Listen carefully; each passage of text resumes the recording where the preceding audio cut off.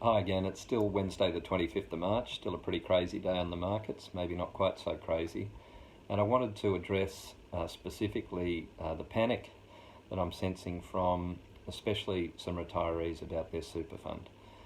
This morning I got asked by a close family member what to do, and of course the answer depends. And I don't want to get too spiritual here, but Old Testament, Galatians 6, chapter 6 verse 7, it depends. What to do from here depends on what you owned going into the crash.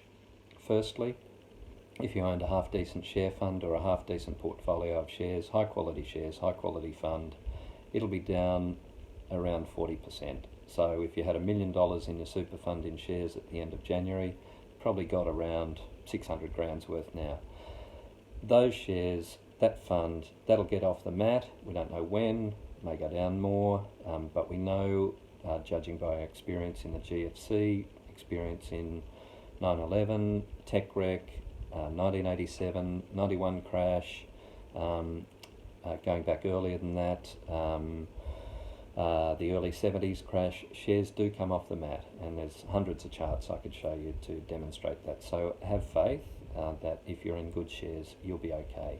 The problem, of course, is if you were not in good shares, and this is where the problem is, that you will reap what you sowed, referencing that Galatians passage.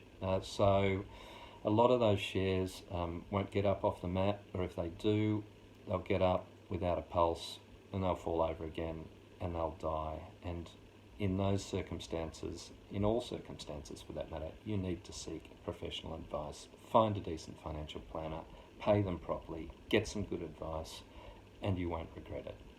That is my second message in my new Cane Toad Investments channel, and it's the Galatians chapter 6 verse 7 message.